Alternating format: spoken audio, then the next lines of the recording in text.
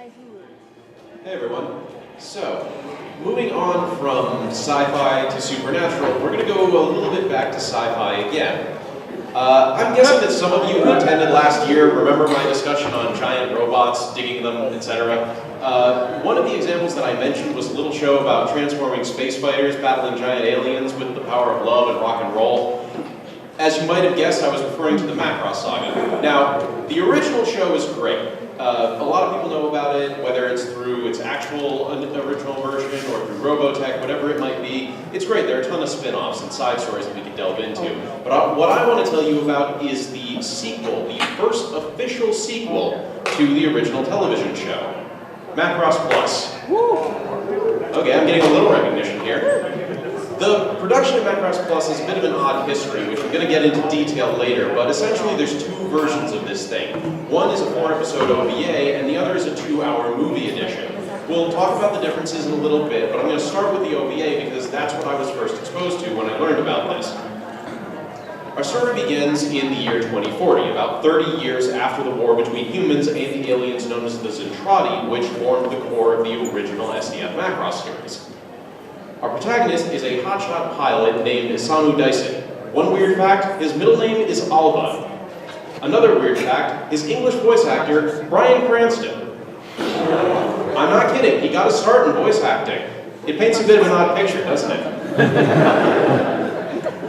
Anyway, we open on a skirmish between a human squadron and a group of renegades Zentradi, where we get our first glimpse of the OVA's gorgeous animation and Isamu's flagrant disregard for protocol.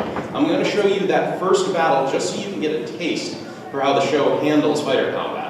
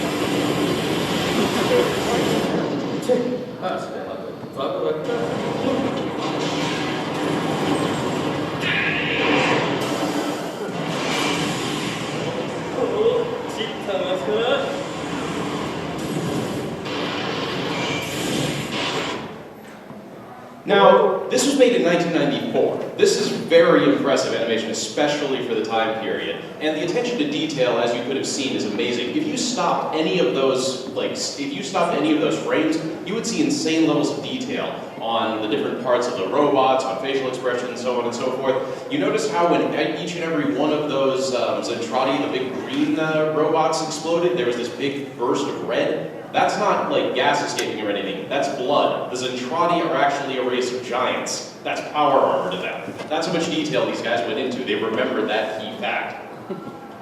Now, while skilled and successful, Isamu is considered too reckless to be continuing on the front lines like that, so they decide to make use of his thrill-seeking personality by assigning him as a test pilot on Eden, the backwater planet he originally grew up on. The military is looking for a new fighter to replace the ones they've been using since the Zentradi Wars, and they've got two main competitors, the YF-19 and the YF-21. Both are awesome transforming mecha fighters. And it's an extremely dangerous job, which has already killed or injured several of its pilots, so Isamu is sure he can handle it though, with all of the smug confidence of someone who has never doubted themselves for a minute in their lives. This is the kind of guy who crashes flight simulators as a hobby. He's gonna be fine. But this is where Isamu meets Gold, a half-Zentradi pilot that he was friends with many years ago when they both grew up on Eden and went to high school together. In case you couldn't guess, the two do not get along, and they didn't part on the nicest of terms, so the competition kicks off hardcore, and the stakes are much more personal. We're treated to a glorious series of test flights, showing off the fighters in their just absolutely wonderful mechanical glory. The stills here look pretty good, but trust me, in motion, they are gorgeous. I just don't want to spoil too much of it for you by showing you more. Every shot, though, is beautifully composed and rendered with care and loving detail. right down to the rivets, and we get to see both Isamu and Gold pushing their vehicles to insane limits. The creators basically set out to make Top Gun harder, better, faster, and stronger, and by golly, they succeeded.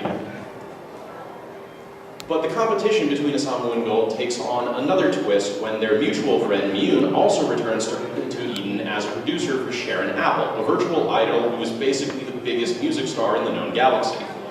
The relationship between Mune, Isamu, and Gold and all of the events that led them to separate are messy, flawed, and remarkably human. And it's basically impossible to go into too much of it without giving away episode, or rather plot points that I would rather you guys experience yourselves. Suffice to say, it doesn't take long to realize there's a lot more going on than any one of them is willing to admit. Some of it feels a little overdramatic at times, but I appreciate that all of the characters have flaws and baggage that make them feel a lot more real without it being their only defining trait.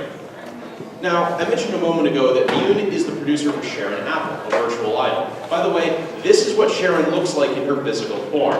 In case you can't tell that there's something a little evil about her, you probably missed out on about the last 40 years of pop culture references. Still, Sharon is wildly popular when she's not being a creepy black box, and the concerts that she's involved in are pretty mind-blowing. In any other show, I might be a little contemptuous about a pop idol, especially a virtual one, being the single most famous being in the entire galaxy. But, you know, I'm nothing if not open about my general dislike for most Japanese idol stuff. Sorry, Sue. Though I'm not going to harp on anyone for enjoying it. You like what you like. But the thing is, at Macross, they live in a world where music literally saved the human race from extinction. Not only that, it brought the Zentradi out of their perpetual campaign of conquest and introduced them to culture, so I can totally buy it here. I can understand why this would have the cultural cachet it does. After Sharon's concert on Eden, though, things rapidly escalate, and the rivalry between Gold and Isamu grows much more dangerous. Shortly afterwards, a third mysterious fighter is suddenly revealed, putting the entire competition between the YF-19 and the YF-21 and Isamu and Gold in jeopardy. And by the last episode, the 30th anniversary of the peace treaty between Earth and Zentradi is about to be threatened by just an unmitigated disaster. And this all culminates in a blowout concert in front of the Macross itself on Earth. And one of the most intense and beautifully choreographed dogfights that you will ever see put to film. I challenge you to watch Macross Plus and then find me a better fight between two pilots that beats it for scale and spectacle. If you can, I will eat my hat. I will buy a hat, I will eat it.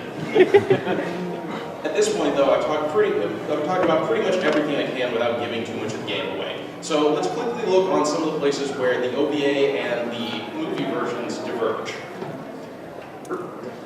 The overall structure of both stories is pretty much the same, but the movie picks up with Isamu already being a test pilot for the YF-19, and it gets us into the core of the story a lot more quickly, though it doesn't set up his personality or background quite as well. Plus, it's in such a rush that I'm fairly sure we don't learn the names of these two fairly important characters flanking him ever.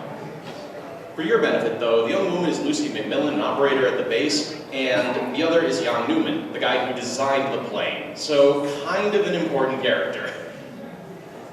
However, the movie does try to make up for this later on, giving us a bit more insight into Isamu and clarifying a few parts of his personality.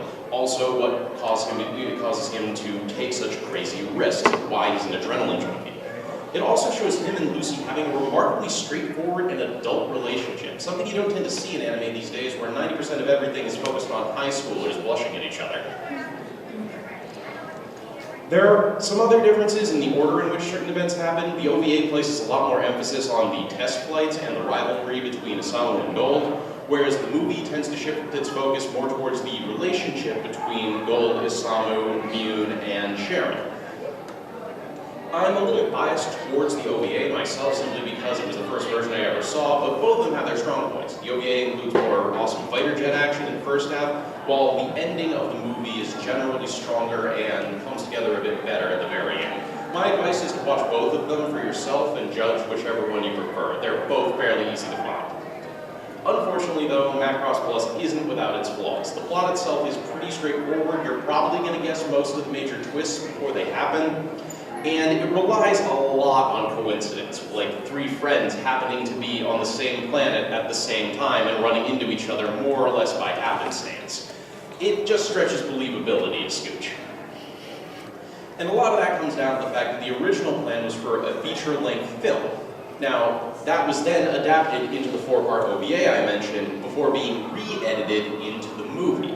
So this means that both versions suffer from being alterations of their original planned form, and neither one quite feels like it gets past the idea that certain bits have been left on the cutting room floor.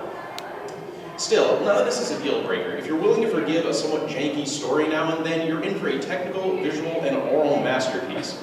The attention to detail and mechanical designs is enough to make any engineering student or artist tear up just a little bit.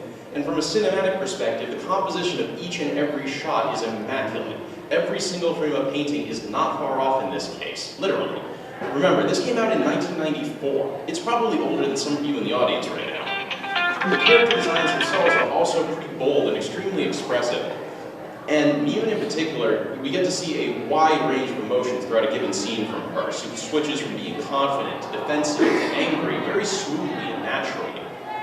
And there's an intensity to all of her expressions that helps sell what might otherwise come across as simple melodrama. They spent a lot of time focusing on how to draw eyebrows. The attention to detail extends well beyond the core characters and the vehicles, which are the highlight. The environments tell a pretty interesting story themselves. The base commander at the test site has walls just filled with mementos, awards, and all sorts of gear that tells us way more about him than any amount of exposition really would. And many of the settings have a sense of real life to them, and that's no accident. When the creative team was in the Western U.S. learning basically taking flight lessons with Air Force pilots to get first-hand experience with the kinds of stuff that they would be animating, because that was the level of attention to detail they were going in with, they stayed in San Francisco. Much of that city near the base on Eden, where the show takes place, takes inspiration from that. I should know. I lived in that city for 4 years. You also get to see some of the franchise's own history in those backgrounds, such as the fact that the land around Macross City on Earth is still covered in craters from the Centrati Wars. Earth got really hammered in that fight. And even the city itself is built around those scars of war. It's a nice reminder that while the events of Macross Plus are largely independent from anything else that went before or comes after, it still takes place in the same world, and certain things will carry a lot more weight if you've watched its predecessor. So watch SDF Macross, come on guys, trust me. Before we wrap this up though, I do want to touch on the music. Music has always played a key role in Macross, and as I mentioned, it was a core weapon in humanity's arsenal during the Centrati Wars. The score was composed by Yoko Kanno, who scored some of the most iconic anime of the last 30 years. If you don't know who this woman is, trust me, look her up, she's amazing. Much of the background music was performed by the Israel Philharmonic Orchestra, and the music for the finale was performed by the Czech Philharmonic, both very well-respected symphonies themselves. So that gives you an idea of the level of polish and quality that they were going for. The score includes soft vocal themes, European-style pop, bombastic fight themes, and all sorts of other styles that are smattered throughout it. And when they're combined with Sharon Apple's trippy and energetic concert scenes, they really do feel like music from the friggin' future.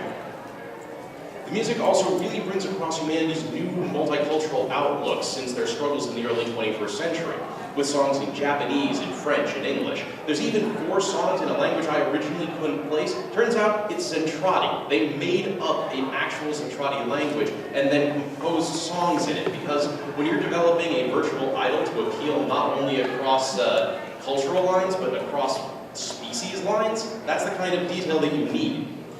And Sharon herself is this weird, alien, and artificial yet strangely appealing being. Kind of like certain pop stars that you could name today. In fact, there's a lot of cultural elements in Macross Plus that have actually become more prominent in our world since it was created. There's a broad diversity that the show presents as pretty much commonplace. 2 of Ian's old friends are now a mixed-race couple with kids. Not something that you find too often in media stateside, and even rarer in anime of just about any decade. There's no special fanfare or anything given to it, it's just a background detail. And based on his name and appearance, Isamu Dice is likely of mixed heritage as well. And obviously, gold is half Centrati, so there you go as well. By including things like this purely as background detail, Macross Plus is just hinting at a world that's become remarkably open across national and racial boundaries in a very short time. And that's part of why I love this series. In spite of all the struggles and devastations that humanity has gone through that form the history of the show, and the conflicts that have defined its own story, it takes a positive, enthusiastic, and incredibly forward stance on technological and cultural and social advancement, and the will to pursue greater and greater things. Like last year's Patent War, this is the message it ends with, a message of positivity that exhorts its audience to be the ones that create the future that it envisions. So before you guys go forth to create that future, I want to leave you with a few last-minute bits of info about Macross Plus. Co-directed by Shoji Kawamori, Shinichiro Watanabe, both of whom worked on Escaflowne, Cowboy Bebop movie, all kinds of other great stuff. And it's written by Keiko Nobumoto, who did screenplay for Cowboy Bebop as well, Tokyo Godfathers, and Space Dandy more recently.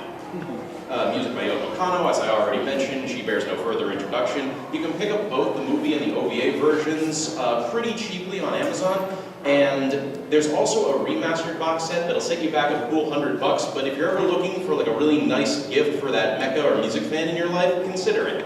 There's also apparently one Blu-ray release, but it never made it to the US. The only version outside of Japan I've seen came from Italy, so unless you speak Italian, don't expect that to be very handy. Anyway, I hope you've enjoyed that. That was us for the evening. We've got a little bit more time, so if you all want to come down, ask us any questions, we have an entire pile of sheets here that include all the shows we talked about, plus details about them, where you can find them, both for our good panel and for the bad one we ran earlier, as well as business cards. So come on down, have some fun, and thanks for having us.